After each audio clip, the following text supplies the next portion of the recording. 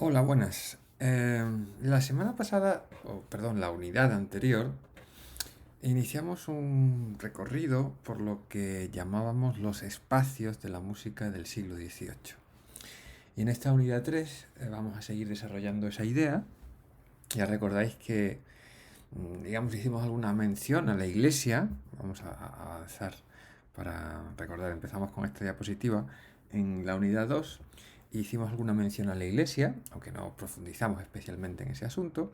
Nos centramos en la actividad teatral y hablamos algo de los géneros principales en el teatro del siglo XVIII, particularmente los géneros operísticos italianos y la ópera bufa como gran novedad. Ahora vamos a ir a otro ámbito donde la música estaba presente con una gran importancia, que es un ámbito más complejo, más líquido, menos preciso, que es el de las salas de concierto y los salones musicales, ¿no? Eh, Cuando nos acercamos a este mundo de las salas de concierto y salones musicales, en realidad a lo que nos estamos acercando es a una de las novedades más relevantes que surgieron en el siglo XVIII, que es la distinción entre la actividad musical pública y privada. A ver, esto es una novedad del XVIII y esto tiene que ver con esas transiciones de las que hablábamos como característica del siglo. Eh, claro, en el antiguo régimen, la vida musical, vamos a decirlo así, anterior a los cambios que propiciarían la aparición del el mundo contemporáneo, en el antiguo régimen el ámbito público y privado, no en lo musical, sino en lo propiamente vital, estaban poco determinados. Digamos que la contemporaneidad significa lo que han llamado algunos historiadores sociales la invención de la intimidad. Pensad, por ejemplo, en la vida de las cortes, en la vida de las digamos, personalidades nobiliarias, o en los reyes. Quizás la figura que sí nos viene siempre a la cabeza como ejemplo es la de Luis XIV, ¿eh? La vida de Luis XIV en Versalles era una vida de continua exposición.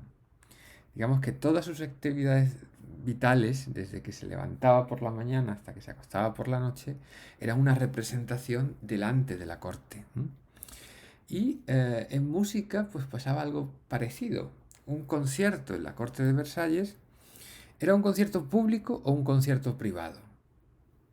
En fin, podríamos decir que es privado, en tanto que no podía entrar quien quisiera, o sea, no había un acceso libre, pero era extrañamente privado, en tanto que lo que asistían a veces eran mucha gente, porque era un concierto privado pero para la corte, y la corte era un ámbito social bastante indeterminado y que incluía a muchas personas con una relación no estrecha con la monarquía, ¿no?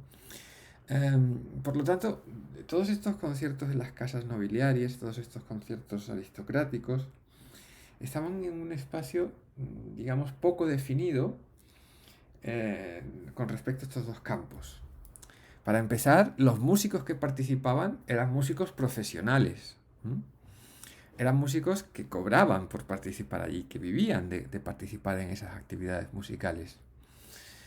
En segundo lugar, digamos, en los que financiaban esas actividades musicales no era el público, sino que era una persona del público el responsable, la cabeza de la casa nobiliaria o de la casa aristocrática que tenía esa responsabilidad. Bueno, lo interesante del 18 es cómo pasamos de este modelo a un modelo muy diferente que es el modelo de consumo musical burgués. Y ese nuevo público burgués lo que supone es una diferenciación de espacios públicos y privados. Digamos que los burgueses consumen música de otra manera. Cuando un aristócrata quiere tener música a su alrededor, lo que hace es incorporar a su servicio a un músico o varios músicos o muchísimos músicos que van a proporcionarle ese bien sonoro. En cambio, cuando un burgués quiere escuchar música, tiene dos opciones. Una, salir de su casa e ir a una sala de concierto donde pagando una entrada asiste a una interpretación musical profesional que está costeada entre todos los asistentes de forma alícuota, es decir, que todos los asistentes pagan una parte de lo que es el ingreso del músico, o bien hacer música en su casa, pero hacerla él. Es decir, comprar los instrumentos y comprar las partituras que le permiten la interpretación musical doméstica. En el concierto público hay una diferencia muy clara entre lo que son los músicos profesionales y lo que son, pues, en fin, los oyentes, el público que asiste. En cambio, en el ámbito musical privado no existe tal diferencia, en tanto que esas interpretaciones musicales domésticas se hacen en un ambiente en que los propios intérpretes son el público que reciben el placer de esas interpretaciones. Esta diferenciación entre lo público y lo privado propio del mundo musical burgués no existía en el mundo musical aristocrático y va a determinar de forma muy profunda los repertorios musicales. ¿Por qué? Porque en el salón aristocrático los músicos son profesionales que tocan repertorio de gran dificultad. En cambio, en el salón burgués los músicos son amateurs que necesitan un repertorio adaptado a las exigencias técnicas que ellos pueden cumplimentar. Por lo tanto, el compositor tiene que pensar si aquella obra que está escribiendo se dirige a un concierto público, es decir, se dirige a una interpretación llevada a cabo por parte de músicos profesionales, o bien está orientada hacia el consumo de los músicos aficionados que actúan en los salones. Bueno, no sé si lo he explicado muy bien, pero lo que quiero decir, digamos, el mensaje más claro que quiero mandar es que a lo largo del siglo XVIII, digamos, se multiplican los ámbitos de actividad musical, nace la idea de la música pública, que ahora hablaremos del concierto público, qué significa, y los compositores se ven obligados a escribir repertorios específicos para cada uno de los espacios. Esta diferenciación de espacios es una cuestión que toma su tiempo y que es progresiva, pero que al final del siglo XVIII podemos ver muy claramente constituidos ambas zonas, ambas experiencias musicales. Bien, vamos a referirnos muy brevemente a una cuestión muy interesante acerca de ese ámbito privado, acerca de esa música de los salones, que, como he apuntado anteriormente, requería un mercado más pujante de venta de instrumentos y de venta de partituras. Es decir, el surgimiento, la eclosión de la actividad musical doméstica, como la hemos entendido ahora, es decir, esa nueva afición que tienen los europeos, no músicos, es decir, los aficionados a hacer música en sus casas, anima un mercado de venta de instrumentos y de venta de partituras que en el siglo XVIII va a ser muy importante, ¿no? Así que esta es la primera idea que quería sacar, que la edición musical conoce en el XVIII una rápida expansión, ¿no? Aunque todavía la edición musical tiene muchos problemas que la diferencian de lo que va a ser la edición musical en el siglo XIX. Los compositores del XVIII se procuraban la edición de su música, les resultaba muy beneficioso, pero no vivían de ello, ¿eh? Era una fuente de ingresos complementaria a una carrera que tenía otras fuentes de ingresos más relevantes. Esto no pasará en el siglo XIX. Quiero decir, por ejemplo, Brahms vivía de los derechos de autor de sus composiciones. En cambio, Mozart no podía vivir de eso, y Beethoven tampoco. ¿Por qué? Pues porque no se había desarrollado todavía un sistema legal que reconociese y protegiese los derechos de los autores y que los retribuyese por sus creaciones. Aunque en el XVIII también empieza a forjarse este nuevo sistema de derechos de autor. De modo que en el siglo XVIII la edición para un compositor todavía, como había sido desde que se inventó la imprenta musical, era una fuente de prestigio, es decir, los compositores que editaban eran compositores que eran famosos y eso pues les ayudaba en sus carreras. También era una fuente de ingresos, pero una fuente de ingresos muy limitada, porque solamente ganaban el dinero que se les pagaba por una copia, es decir, yo compongo 6 sonatas para piano y voy al editor y le ofrezco esas obras para que las edite. Pues bien, negocio con él y al final pues llego a la conclusión, pues llegamos al acuerdo de que me va a pagar 3.000 euros por las 6 sonatas, ¿no? Pues bien, esos 3.000 euros es todo lo que yo voy a ingresar. Si esas sonatas no se venden nada, yo me quedo con mis 3.000 euros. Si esas sonatas se venden muchísimo, pues yo no voy a ganar nada más. O sea, mi ingreso no depende del éxito de estas publicaciones. Además, el negocio de la edición musical en el 18 era un negocio donde había mucha piratería, como hay ahora, o como ha habido. Creo que estos años hay menos piratería que una década atrás, pero en fin, sigue habiendo mucha piratería. Pues en el 18 era brutal. Es decir, yo te pago 3.000 euros por las sonatas, pero si una copia pasa a manos de un editor de la competencia, ese la edita sin ningún tipo de problema y digamos que está vendiendo las mismas sonatas sin haberme pagado esos 3.000 euros al compositor. Por eso en el 18 los editores eran muy celosos de la propiedad de las partituras. Y aunque al compositor le da igual vender más o menos, porque los ingresos que tenía eran los mismos, al editor no. Y por eso exigía del compositor obras que estuviesen, digamos que satisfaciesen las necesidades o los gustos del público. Por eso en el 18 aparece en las imprentas europeas una gran producción de lo que podríamos llamar música comercial, es decir, una música muy sencilla, muy directa, melodías con ligerísimos acompañamientos que los compositores, entre comillas, se veían obligados a componer porque los editores querían vender muchas copias de las piezas que editaban. Bien. Vamos a dejar el ámbito este privado de los salones, que es muy interesante, pero vamos a centrarnos en quizás lo que supone una de las grandes novedades en la música del 18, que es la aparición del concierto público. En realidad, el concierto público tiene algunos precedentes de los que hablamos la semana pasada, pero podemos decir que se establece en el siglo XVIII con total, digamos, con total presencia en la vida, en la vida musical. Perdón. Sobre el concierto público, no hace falta dar una definición porque todos sabemos lo que es un concierto. Cuando vamos a una sala, pagando una entrada, en la que unos músicos profesionales nos ofrecen unas interpretaciones, generalmente de música instrumental, pero no solo de música instrumental.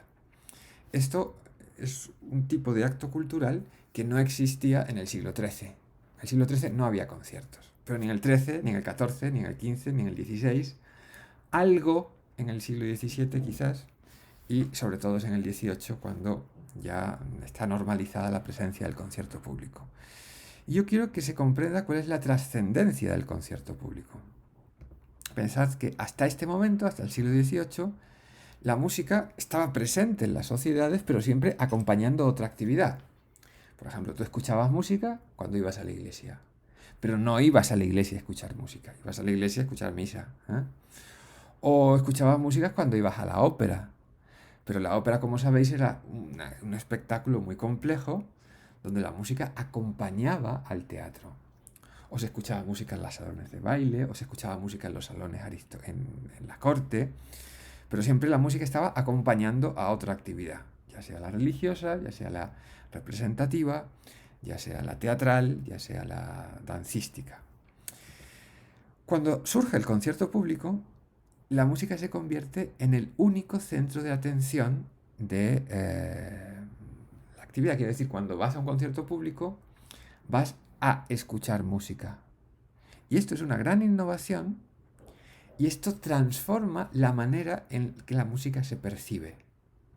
Y también transforma la manera en la que la música se compone. porque la música en sí misma, sin necesidad de otros elementos, debe de mantener la atención del público, debe de satisfacer las necesidades espirituales o de ocio de un determinado número de oyentes. Entonces, yo quiero que comprendamos la relevancia que tiene esto. A nosotros no nos sorprende tanto, porque para nosotros, desde que hemos nacido, siempre ha sido así, siempre ha habido conciertos, y la escucha del concierto es algo que digamos que es habitual, pero hay trabajos muy bonitos sobre esto, ¿no? En realidad, la manera de escuchar ha variado a lo largo de los siglos, y la aparición del concierto público es un índice de una profunda transformación en la manera de escuchar. Una transformación que ha tenido muchísimas consecuencias fuera del espacio del concierto, fuera de la sala del concierto. Por ejemplo, ha transformado la manera en que escuchamos la ópera. En realidad nosotros cuando vamos ahora a la ópera o cuando vamos a la zarzuela, nuestra experiencia de escucha está determinada con los modos de escucha que se desarrollaron en el concierto. Por ejemplo, la escucha silenciosa. Es decir, estar durante toda una función operística en silencio y solamente concentrado, o especialmente o principalmente concentrado en la cuestión auditiva. Esto es, digamos, un acercamiento muy propio del concierto público. Que nos moleste cualquier bisbiseo, cualquier leve sonido, cualquier... O, por ejemplo, las prácticas de los aplausos, como, y esto lo sabéis, ¿no? Como un espectáculo lírico ha cambiado la manera de aplaudir, pues, en el último siglo. Como el público interrumpía las funciones con los aplausos, y ahora eso se ve como algo indeseable, aunque se mantiene en algunos teatros, pero en otros muchos eso parece algo inapropiado, porque hay que escuchar la música en total silencio durante todo el tiempo. De esto hablaremos más veces, pero tener presente la importancia que tiene el concierto público en la configuración de la escucha moderna. O al revés, como la escucha moderna creó un nuevo tipo de actividad cultural que es el concierto público. Bien, en el 18 hubo muchos conciertos y hubo muchos tipos de conciertos. Y vamos a hablar un poquillo de estos tipos de conciertos, ¿no? Por ejemplo, en las ciudades del centro y norte de Europa, la promoción de estos nuevos espectáculos corrió a cargo de lo que se llamaron sociedades musicales locales, lo que llamamos así, ¿no? Que eran un grupo de músicos, bastantes de ellos amateurs, generalmente estaban dirigidos por algún músico profesional, que ofrecían ciclos de conciertos abiertos al público y cobrando una entrada, ¿no? La quizás más famosa de estas sociedades musicales locales es la Gewandhaus de Leipzig, ¿no? De la que ya estuvimos hablando. No sé si recordáis cuando hablábamos de Bach, decíamos que Bach dedicó los últimos años de su vida a dirigir una sociedad musical en Leipzig. Él era el cantor, o sea, él era como el maestro de capilla, pero además, digamos que complementaba su sueldo o sus actividades dirigiendo una asociación musical. Si veis, el grabado de la derecha aparecen unos edificios y en la primera planta del primero de ellos había un café, que era el Café Zimmermann. Y en el Café Zimmermann, por cierto hay un grupo de música antiguo que se llama así, en el Café Zimmermann, la Sociedad Musical de Leipzig, que había fundado Telemann en 1700 y que en los años 20 dirigió Bach, pues ofrecía sus actuaciones durante las ferias. Cuando había feria, Leipzig es una ciudad, o era una ciudad con una gran importancia comercial, era un nudo comercial muy importante en esa zona de Alemania. Y cuando se reunían las ferias en Leipzig, pues estos miembros de la sociedad del Collegium Musicum, que se llamó, y que luego se llamó la Gewandhaus, y ya explicaremos luego por qué, se reunían pues, para ofrecer estas sesiones, ¿no? Esta idea de las sociedades musicales locales se expandió por Alemania y luego por otros sitios fuera de Alemania también. Bien, otro tipo de conciertos públicos del 18 eran los conciertos domésticos, y esto puede parecer un tanto, contradictorio, esto de conciertos públicos domésticos, pero tiene que ver, digamos, de dónde procede, de dónde viene el concierto público y ese estadio anterior que hablábamos del antiguo régimen en el que había esa diferenciación extraña entre lo público y lo privado. Se sabe que en el 18 en algunas casas nobiliarias se ofrecieron conciertos de pago, es decir, dentro de los salones aristocráticos, pero los músicos cobraban no ya del mecenas dueño de la casa, sino de los asistentes. Por ejemplo, esto que vemos, esta ilustración que vemos, es un niño tocando el clave y otros músicos. Esta es una imagen que recoge lo que fue un concierto de Mozart niño en unos salones de un aristócrata parisino, y los asistentes pagaban por asistir a estas actuaciones. Es un precedente un poco extraño del concierto público, en tanto que el ámbito era privado, pero que tiene muchas características de esto. Mucho más común fueron los que vamos a llamar conciertos de corte, ¿eh? Y esto tiene que ver con la progresiva actividad pública de los músicos que trabajaban para el rey. Quizás esto empezó en París, no, quizás no, esto empezó en París en 1725, cuando los músicos del rey de Francia consiguieron un permiso para ofrecer actuaciones públicas de pago durante la Cuaresma, y esto se llamó Les Concerts Spirituels. Les Concerts Spirituels. Aquí tenemos un cartel de uno de estos conciertos. Echadle un vistazo. Dice: concierto espiritual en el Castillo de las Tullerías. Estos se realizaban en uno de los salones de un palacio del rey, pero eran conciertos abiertos al público. Dice: el próximo jueves, día de la Asunción, 15 de agosto de 1754, comenzará por una sinfonía nueva a corps de chasse con trompa del señor Giuseppe Tus-Molin, primer violín de su Alteza no sé qué, elector de Polonia. Después, Omnes Gentes, motete nuevo, de gran coro y timbales y trompetas y trompas de Monsieur Cordelet.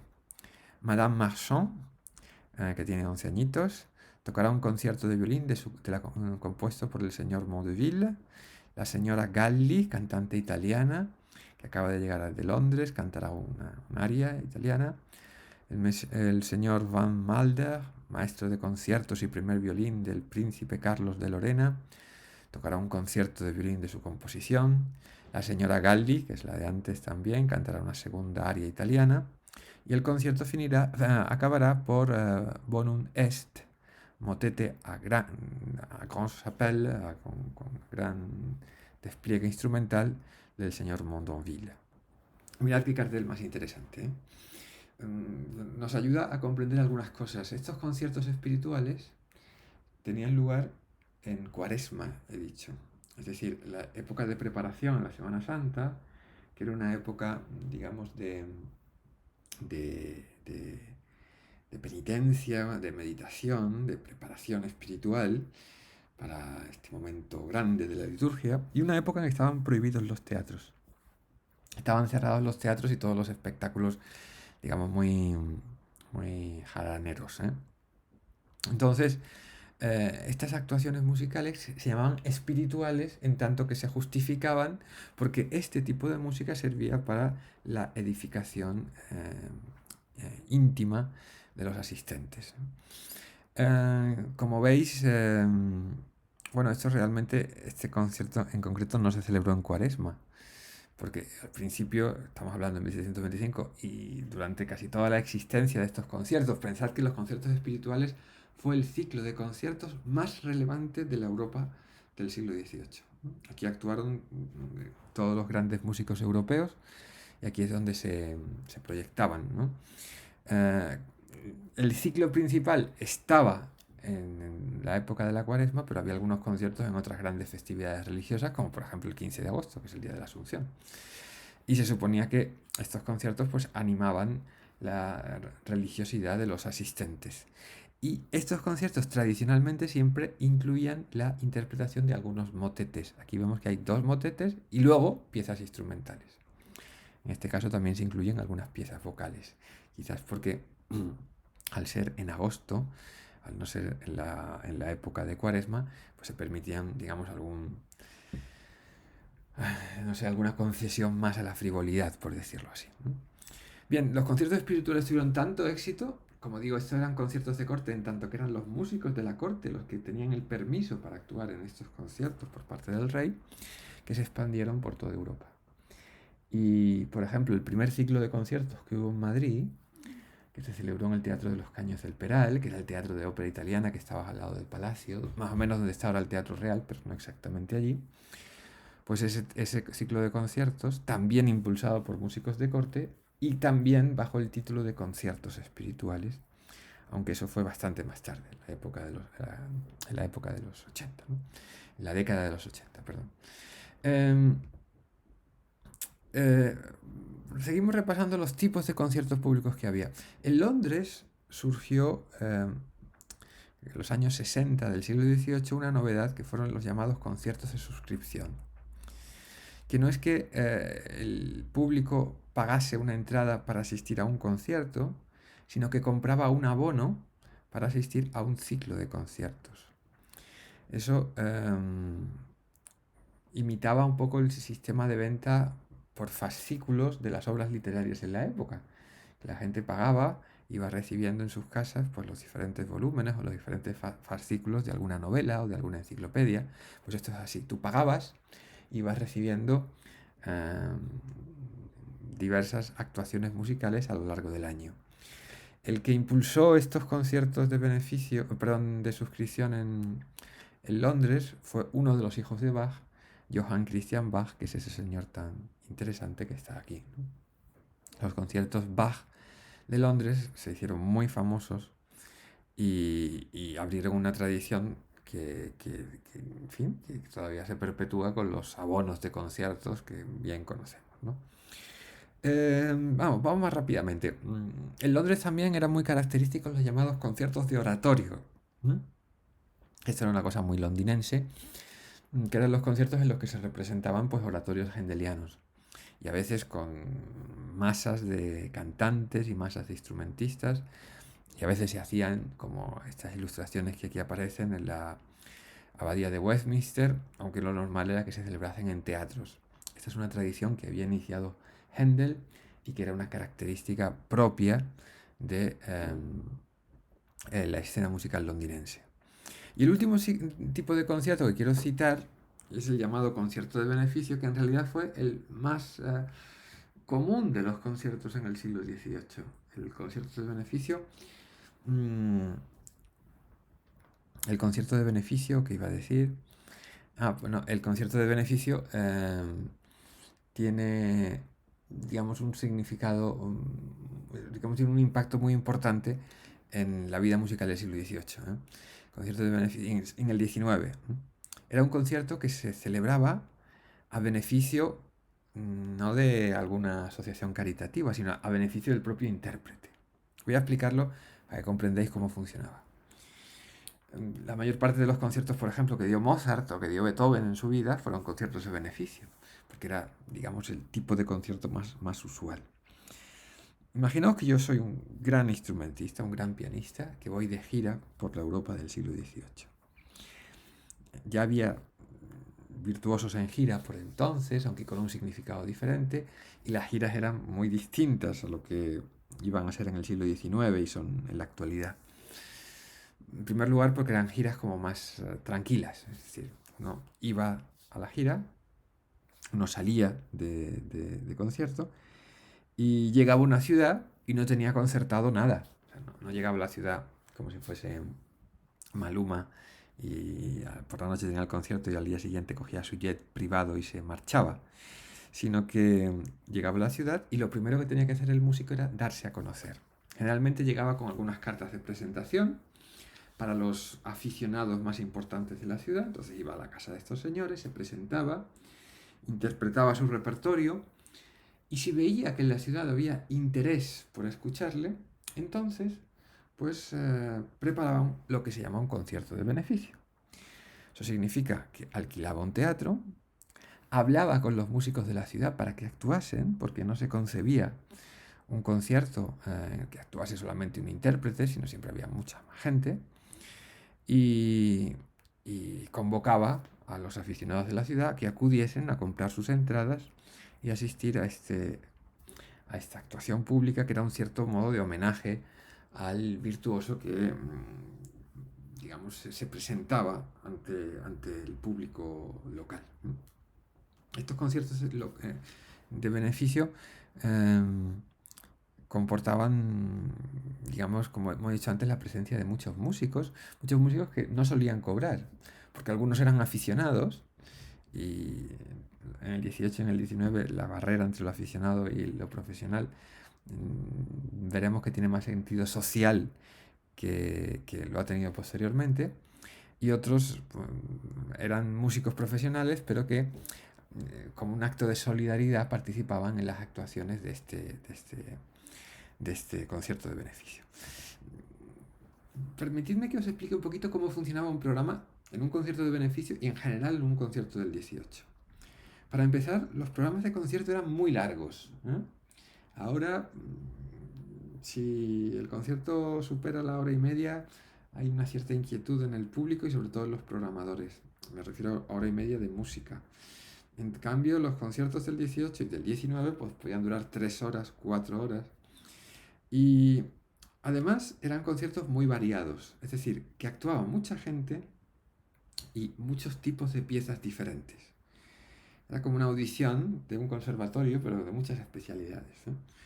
Eh, aunque, poniendo el ejemplo de antes, el concierto de beneficio que organiza un gran pianista que llega a una ciudad, aunque la estrella sea ese pianista que ha organizado su concierto, en los conciertos había muchas más actuaciones. Por ejemplo, vamos a comentar pues, un concierto tipo del 18 y del 19. Podían empezar con una pieza orquestal. Por ejemplo, un primer movimiento de una sinfonía. Porque muchas obras se interpretaban, digamos, en fragmentos, ¿no? Pues un primer movimiento de una sinfonía. Este primer movimiento se interpretaba por parte de una orquesta de bolo, como eran las orquestas de entonces. Un grupo de músicos que se habían reunido específicamente para ese concierto e interpretaban pues, un primer movimiento. Luego salía el gran virtuoso, el que había convocado a los músicos y al público para aquella asistencia, y interpretaba pues, una pieza. Podía ser pues, un primer movimiento de un concierto para piano o unas variaciones sobre un tema al piano, una pieza virtuosística que demostrase su capacidad. Luego aparecía pues Madame de no sé qué o la condesa de tal que cantaba un aria. Después aparecía un señor farmacéutico que tocaba una pieza de trompa. Luego aparecía otra vez el pianista, protagonista del evento, e interpretaba pues otra composición. Y así se iban sucediendo las actuaciones, mezclándose los profesionales con los amateurs, las piezas virtuosísticas con otras más sencillas, y convertía el concierto en un acto social de celebración de la música en la vida de la ciudad. Aunque los conciertos fuesen organizados por instrumentistas, en los conciertos del 18 y el 19 siempre había mucha música vocal, siempre cantaba mucha gente. Y por supuesto, todo lo que se cantaba y todo lo que se tocaba era repertorio contemporáneo. Contemporáneo no quiere decir raro, contemporáneo quiere decir repertorio del momento. Es decir, no se tocaban músicas antiguas, aunque en algunos espacios, en algunos tipos de conciertos muy específicos, se repetían repertorios antiguos, como por ejemplo los repertorios händelianos, ¿no? ¿Dónde tenían lugar estos conciertos? Pues a principios del 18 los conciertos se hacían en cualquier sitio, en espacios multiusos, en teatros, en tabernas, en salones, Ya a partir de 1750 empezaron a aparecer los primeros edificios públicos que se dedicaban a los conciertos. En Inglaterra, en Alemania, por ejemplo, en Leipzig, ese Collegium Musicum del que hablamos antes, creo que a partir de 1780 empezó a dar sus conciertos no en un café, sino en un edificio específicamente, digamos, concebido para las actuaciones de esta agrupación. Era una sala que estaba encima, era como una segunda planta, y estaba encima de un almacén de paños. ese almacén de paños que se llamaba la Gewandhaus, la casa de los paños. Por eso el Collegium Musicum de Leipzig pasó a denominarse la Gewandhaus de Leipzig, que es una orquesta que todavía existe hoy en día, ¿no? Una orquesta y un auditorio, que si vais a esa ciudad alemana, pues podéis asistir a conciertos que se celebran no en ese antiguo auditorio, sino en uno que hay construido después de la Segunda Guerra Mundial. Bien, hemos dicho que el concierto público transformaba la manera de escuchar. Esa transformación en la manera de escuchar tiene que ver con algo muy relevante, que es que los discursos musicales también deben adecuarse a esa nueva manera de escuchar. Como la música no va acompañada de nada, sino que la música interesa en sí misma, la música tiene que desarrollar estrategias para captar la atención del oyente sin ninguna otra ayuda, sin ser ayudada por la escena, sin ser ayudada por la liturgia, sin ser ayudada por el baile, sino la música ella sola debe ser lo suficientemente interesante, debe contar cosas suficientemente atractivas como para captar la atención del público durante toda una velada musical. Y es en este contexto en el que nace lo que vamos a hablar ahora, que es la llamada forma sonata. En primer lugar, vamos a recordar algunas cosas que deben quedar bien sentadas y que vosotros sabéis. Una forma sonata no es lo mismo que una sonata. Una sonata es un tipo de pieza. Un tipo de pieza en general en varios movimientos, que se suelen organizar de una determinada manera. En cambio, una forma sonata es la disposición del material musical, la organización del discurso musical dentro de un movimiento. Hay sonatas, mira qué preguntas hago, ¿eh? ¿Hay sonatas en las que ninguno de sus movimientos tienen forma sonata? Sí, claro. Por ejemplo, el año pasado escuchábamos sonatas de Corelli, que no podías encontrar la forma sonata en ninguno de sus movimientos.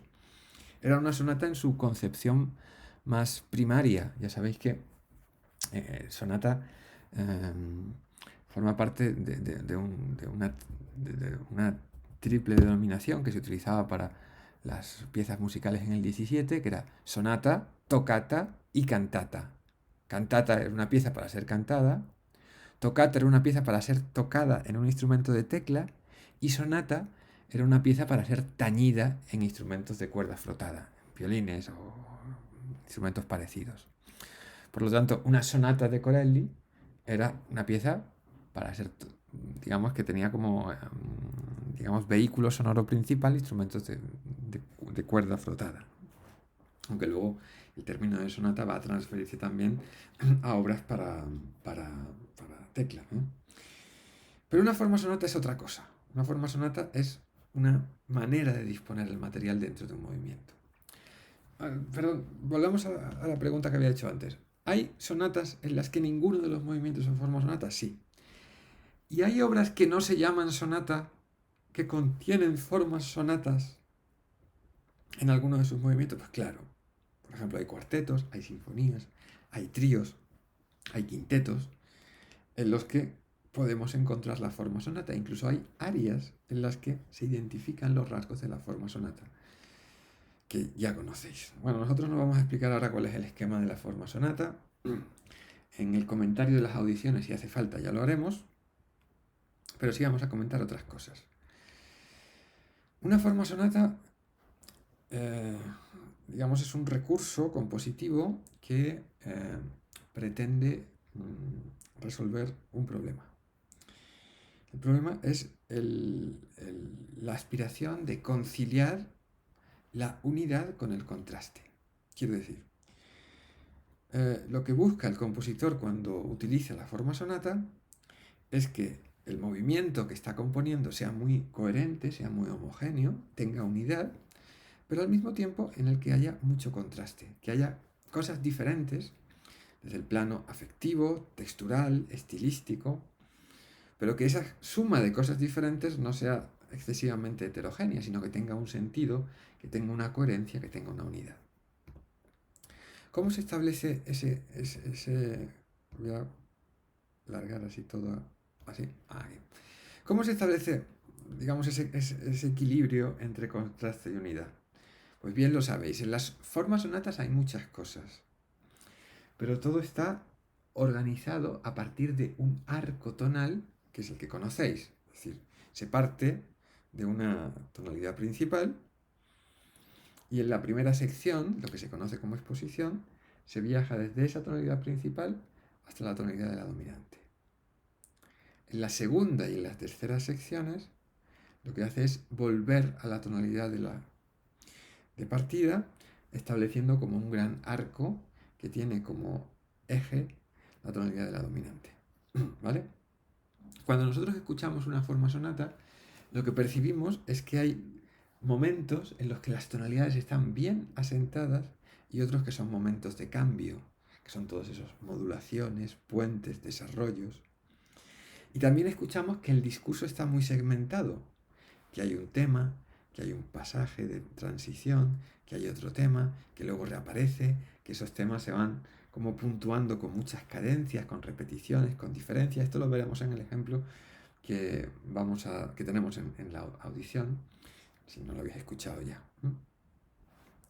Y otra de las cosas que quiero recalcar es que cuando en clases de análisis os explican lo que es una forma sonata, os explican con mucha atención que digamos que las sonatas tienen tres secciones: exposición, desarrollo y reexposición.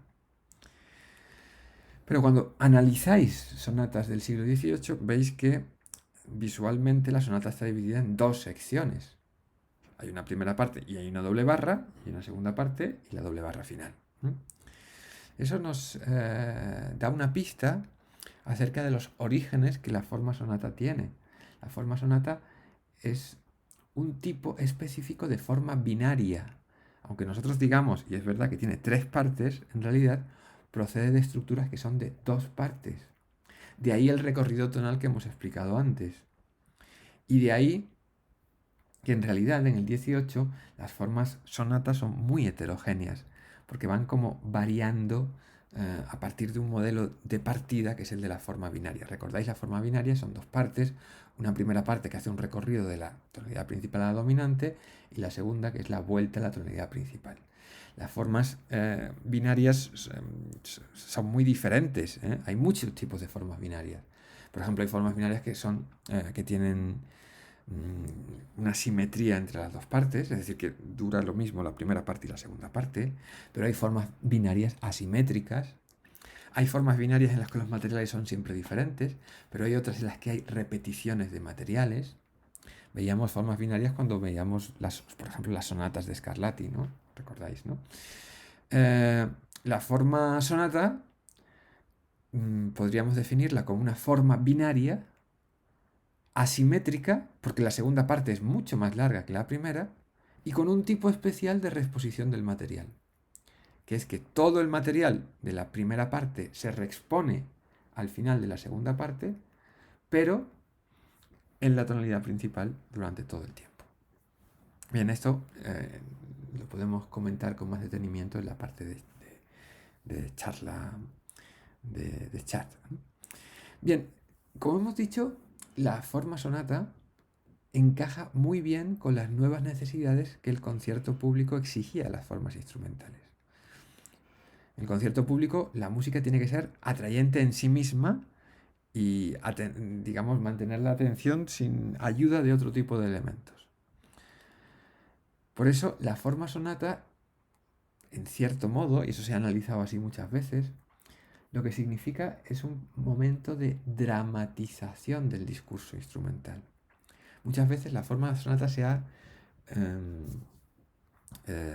digamos, comprendido como una especie de obra de teatro, en la que los temas son los personajes que al principio se presentan en la exposición, luego esos personajes tienen un conflicto, que es el desarrollo, y ese conflicto se resuelve en la reexposición. Bien, a lo mejor es una metáfora un poco excesiva, pero en cierto modo en el fondo es así. La forma sonata convierte en una pequeña representación teatral las piezas instrumentales y eso hace que puedan mantener la atención del público de manera más intensa. Por eso el espacio natural de desarrollo de la forma sonata fue el concierto público y lo que se generó a partir de él. Y el concierto público, la forma sonata y la orquesta, que es digamos, el centro de las actuaciones musicales públicas, es decir, la orquesta es como el instrumento más adecuado para los salones de concierto, pues da lugar a el género que más se practicó en la música instrumental del 18, que fue la sinfonía.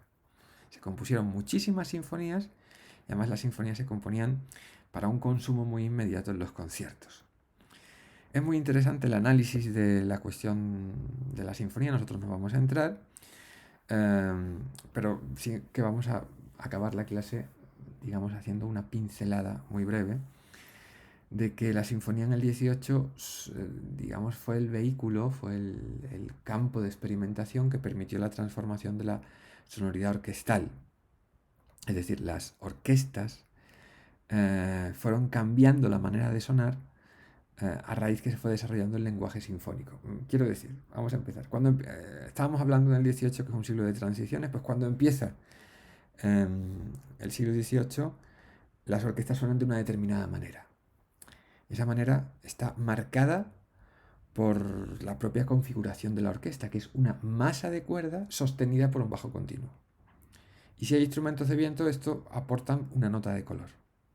Sin embargo, conforme va evolucionando la música instrumental en el siglo XVIII, conforme va evolucionando la sinfonía en el XVIII, los instrumentos de viento cada vez cobran más importancia, al mismo tiempo que desaparece el bajo continuo.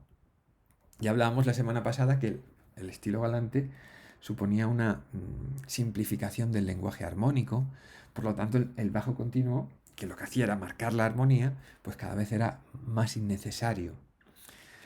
Entonces el bajo continuo fue desapareciendo y el bajo armónico era sostenido no ya por un grupo de instrumentos, que era el continuo, sino por algunos instrumentos de viento que se introdujeron en la orquesta con la función de mantener las fundamentales de los acordes. Esos instrumentos fueron primero las trompas.